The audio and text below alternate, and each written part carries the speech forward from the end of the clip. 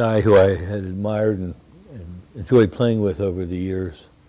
I got a kick out of it because I was fortunate enough to beat him the first couple times I played him, and then we played in the, I think it was a team championship at Heidelberg, and he beat me, and he said, when we were done, he says, "Well, I finally beat you." I said, "It's not that big an accomplishment. You just, had it in your head that I was difficult to beat," and so he finally, overcame that hurdle.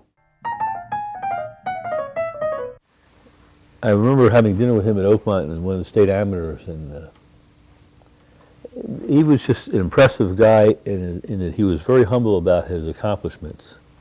He never called attention to himself, and he obviously had the best amateur record since Bobby Jones. I don't think anybody could argue that. He also came to Ashburn one day, I remember, and came and played a demo round, or whatever you want to call it.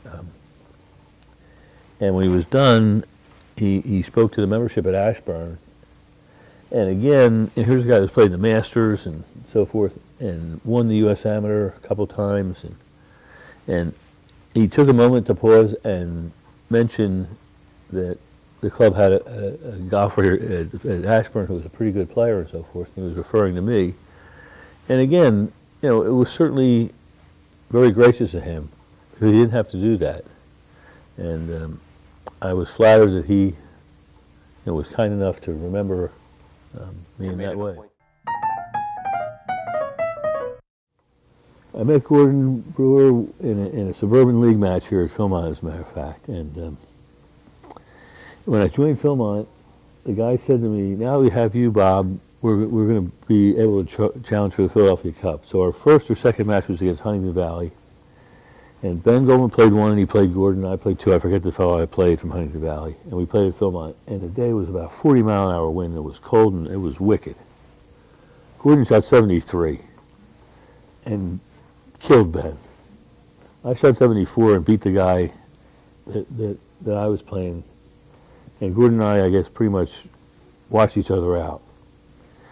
And he was very kind when we were done, and he wanted to know about me and so forth and so forth. He went back to Huntington Valley, and a friend of mine said that he came back and he asked the fellows from Philmont, "Who's this Levy boy?" And I just remember he was kind enough to come out and watch the final of the Philadelphia Amateur for a couple holes. And Gordon was probably the guy I most admired because his golf swing was probably the least pure of the really great players in the area, meaning Jay and Buddy and Bucky Erhardt. But probably the most tenacious competitor I've ever played against, probably the best chipper and sand player in the area, a great short game. And I think that's what makes him so tough is his short game. He just never added a hole. And when you play with Gordon, you just know you're in for a long day at the office, so to speak. I mean, he's not going to give you a break. Bucky was a very funny guy. He had a great sense of humor. And he was a terrific player. Very good ball striker. I think when I played Bucky, he struggled with his putter now and again.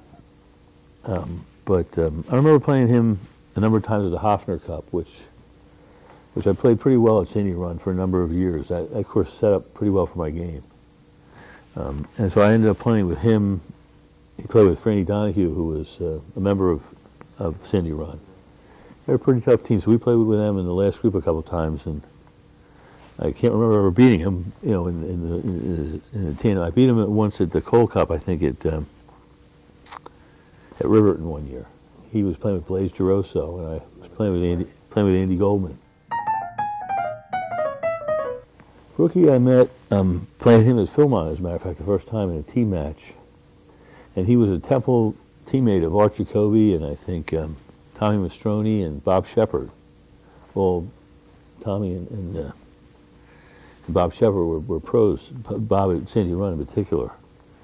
So that was quite a group of guys, and they all hit it a mile. And Jacoby was pretty long. He and I were comparable, and Rookie hit it by him.